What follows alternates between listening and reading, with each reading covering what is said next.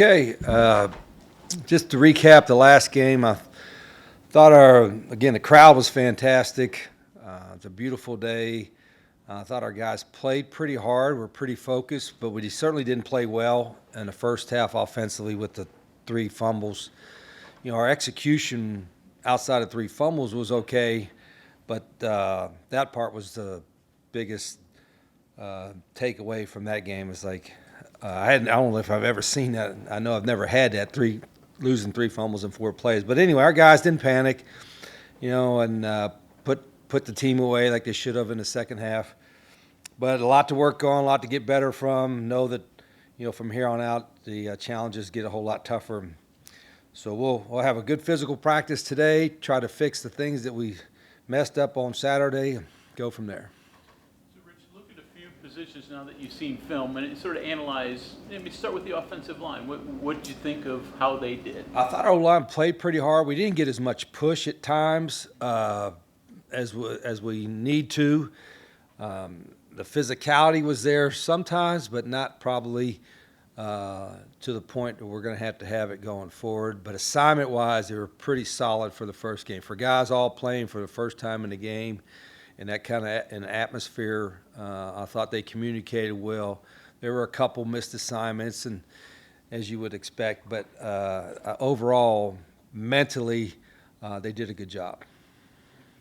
Wide receivers, obviously Cam played well, but besides Cam? Yeah, Cam, he's an explosive player, but he's got to take care of the ball better. It was a fumble waiting to happen before then because how he was carrying the ball, so we got to learn from that.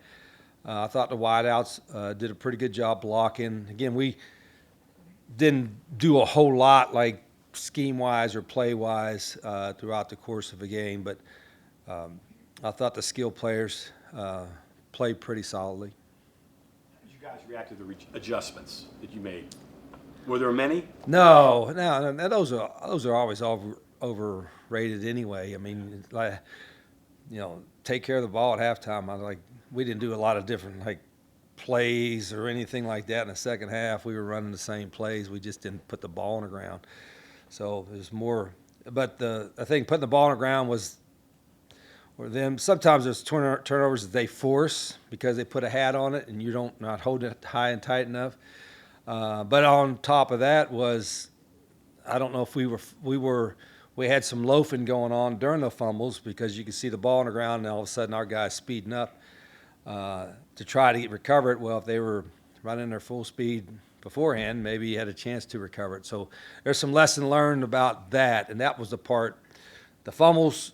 Obviously, the ball security, but also how playing hard where you're around if something bad happens, and we've got to learn from that. Now that you've taken time, assess the quarterbacks, obviously Nico, but the others that got the chance to play later in the game. Yeah, it's kind of like we thought Nico got some game experience. He's relaxed out there, seeing the field. There's always one or two things that we want to take back, but he was in control of running the system and did a nice job, made a couple key first down runs. And then the other guys, all had explosive runs, Jalen and Scotty and Khalil. And I wanted to play them more. That was a disappointing part by having those turnovers and not putting the game away in the first half. I was hoping to have a whole second half to play those other guys and get some play in our system. So they got a quarter of it, didn't get a half of it, but I think they all went in there and did some decent stuff. The first half was dicey, but the second half things were really clicking. A few days removed, do you feel like that momentum in the second half has carried over into a little bit more confidence for this team? You probably get a little bit more confidence, but I don't know if there's a whole lot of carryover from one week to another anyway, good or bad. Certainly you don't want it to have it if it's bad, but I think the best part for me about when you finally put the team away a little bit is you get to play more people. We expected to play a lot of people, and we didn't play enough. We weren't able to do as many, even though we were rolling some guys in the first half. We weren't playing as many as we should have had. The second half should have been all the other guys, and it was really until the fourth quarter that the end of the third and the fourth quarter were, all the other guys were taking all the reps. So but they got some, and that was a good part about it. They all got, a lot of guys got some reps and got some game experience. Did you get a chance to study them at all last year before you came here, before the bowl game, or were you already moved on? No, I was working on Ohio. It was, I don't know exactly. Might have been a couple weeks, Yeah. and then this thing happened, and then I was gone, and so but some of the other staff was there the whole time, and so we've watched the bowl game, but I'm sure they've watched it too. So it's not like we get info on them and they got info on us. You get an idea, but you're going to get more. I think we'll get more idea from them from watching their game against Rutgers than maybe the game against Jack State. Just looking at this roster, I counted like 25 different states, like 3 or 4 different countries. I mean, they're building their team from everywhere. Yeah, sounds familiar, don't it? That's what I mean. I mean, you got experience doing that. Yeah, they're in a state. Ohio's got a lot of really good football players. That's a little bit different, and we're close to Ohio, so we kind of consider that, one of our home bases. So Ohio high school football is really good. I'm talking about really, really good, and so there's a lot of players there, and their quarterback I think is one of the best in the country. He's really good, really talented. He can take the play that's off and make something happen out of it. And they're the best team in the MAC. I mean, by far last year. I think they're both the championship game they won going away, and so they were the best team in the MAC. And they've got, even though their head coach left, their coordinator stay, and so their culture, if that's the right word, is already established there because of the staff that returned, and it's going to be. It's going to be a big challenge. I think our guys got to learn. I told them we got to learn to be comfortable being uncomfortable because we're going to be in a small locker room, a long bus ride against a good team with an explosive quarterback, and it's going to be an interesting challenge. Under their quarterback, a lot of people do kind of say that he reminds them of a typical Rich Rod quarterback with the way he plays and the ability to do everything through the air, but also on the ground. Does that in any way provide you any advantage because you're scheming against somebody that maybe you would even be able to have on your team? I know that's Zach's realm, but still, you kind of Yeah, no, I don't. No, I'd rather him have some big old slog back there that don't run. I don't think it's schematically. I don't think it. I mean, you got to have that in mind defensively when you're putting your packages together and say, hey, this guy, you might have everybody covered, and he's going to take off and run. So it's not one of these deals where you don't have to worry about the quarterback taking off. You have to worry about the quarterback taking off. So that's the big part of it. You can't let him run around and scramble and run for first downs and throw for off schedule plays and all that kind of stuff because he thrives in that atmosphere, I guess you say. Last year, Nico completed 18 of 20, I think it was, against Arizona. Yesterday he completed, Saturday he completed 17 of 20.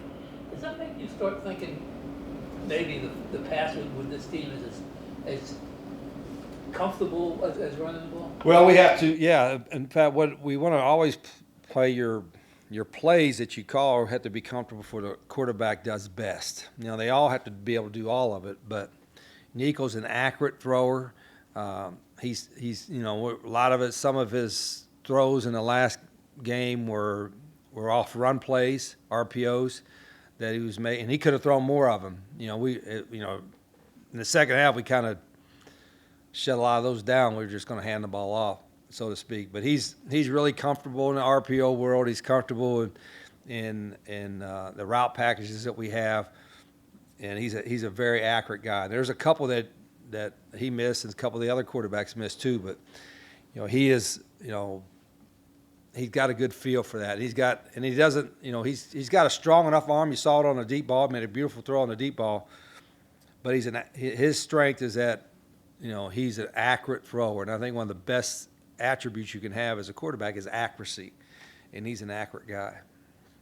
How much do you learn about your defense? Not much. We weren't really challenged on defense and didn't think so going in. Obviously, we're on a smaller level. And we gave up a couple 3rd and 10s early, but outside of that, I thought they played pretty solidly, weren't really challenged. I mean, Zach always does some stuff, but he didn't do nearly all the stuff that he typically would do because he didn't have to. What did you see from their Find out defense. a lot more this week, right? Oh yeah, this will be especially with their quarterback and their skill guys. Their defense, what do you see? I guess reading them, secondary's established back. You got a big safety. Yeah, What they do you see? very active, very athletic, play really, really hard, which a lot of coaches say every team plays hard, but they do. They play with a chip on their shoulder. You can tell they've got a great culture. As I said, we know they're going to play extremely hard against us. And, our guys said that, the mentality from the bowl game and that, the Jack State bowl game, they were up pretty big at half, I guess. And then Jack State came back a little bit. It was a close game at the end, but they said their kids are very athletic and, play with a lot of passion. So it's going to be a good test. A couple of plays where it looked like Nico just took advantage when cornerbacks were way off, just took the snap, threw it out as quick Yeah, as some of the RPO stuff. Yeah, I mean, are those all RPOs, or does he have the freedom to, hey, if I see this, I'm going to totally No, go it's away? built in. Some of those RPOs, they're built in. Like I said, there were probably a dozen more times he could have taken it, and we were just going ahead and get the first down or what have you. So, but he was good at. He's always been, I think, pretty good at that. And that game, part of it is too. This is our first game together with Nico in the system, so we're still meeting about all the route. We're actually trimming the game plan down, so to speak. We're, now you're getting to the point where, okay, we're not going to use this, we're not going to need this. And, so we can get, a lot of coaches try to expand as the season goes along. And I'm usually just the opposite. I try to, shrink it down to what our guys can execute and what we're going to need to have success in each game. So we'll actually cut the game plan down. But there's a lot of stuff we didn't do in this last game that we'll carry every week. Rich, when you're going into an environment like that's going to be in, it likely will be the biggest crowd that program has ever had. What's your plan throughout the week now?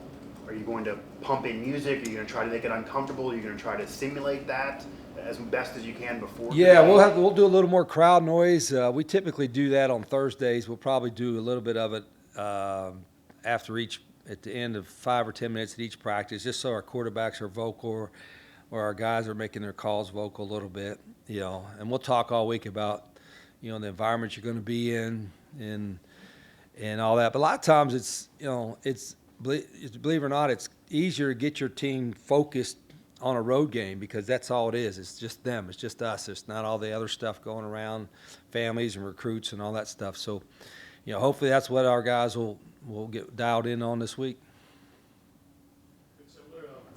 Similar to quarterbacks, you wanted to get more guys in. You said running backs, maybe the same kind of story. Yeah, I would have liked to get some of those guys more carries. With Ty Edwards, I don't know if he got a carry. Sincere got a couple. Tyler got one. Clay Ash got one. I'd like to get Dior Hubbard. I would have liked to get him a couple carries as well. So, again, we lost 3 possessions in the first half because of our own wrongdoing. So, had those 3 more possessions, that would have been 3 more opportunities for some other guys. The number of players you have there, and that's not going away anytime soon. You're adding to it.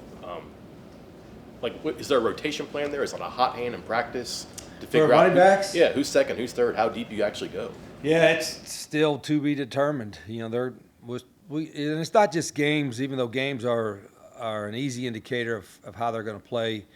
It's practice too. It's like, how are they performing in practice? Are they on top of all the stuff? And so we're still evaluating every day in practice, but that's not going to change. That's going to be all year, and that's probably going to be every year. The first year, this first year, there's still evaluation that'll take place up until the last game.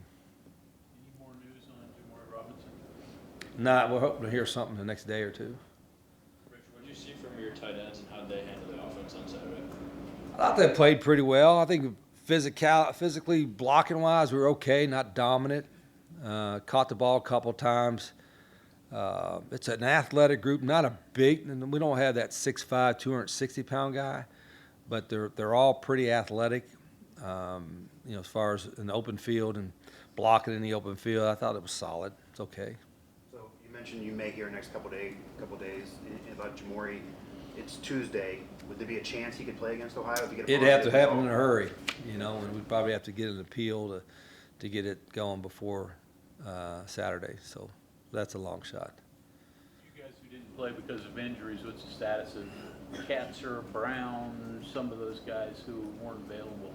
Yeah, Katzer probably, I think he'll be practicing today or maybe tomorrow. Who's the other one? Max Brown. Yeah, Max, I think he's got a slight hamstring. Not sure if he'll go full go today, but he'll do some. I would like to see Max get in that game as well, but he's got to catch up too because those other guys are, like I said, we're trying to manage all those quarterbacks. Give me your impression on Russell Hammond, or Hammond Russell, Yeah. whichever way it is.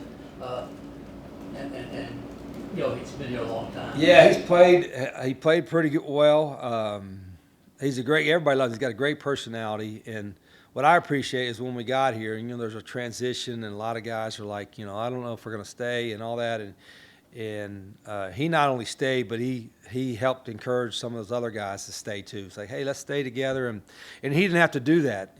After I got to talk to him, I said, hey, I would appreciate your help. But he was already helping, telling guys, hey, stay here with the new staff and build this thing, what have you. And so he was one of the glue guys back in January, I guess, or December to help with some of the guys on the staff. And so we really appreciated that.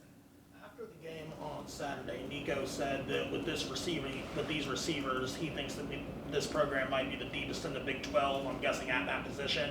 How do you feel about your depth when it comes to receivers and I guess also tight ends, anyone who can, act as a pass catcher? Yeah, we're playing 3 tight ends with all pretty athletic. I said they're not the biggest guys. The receiver group, again, it's hard to judge off the first game because you weren't going to get challenged then. But I think it's a pretty solid group. We got a lot of guys that we have confidence in. But as the challenge gets a little bit better this week, I can answer that a little bit better.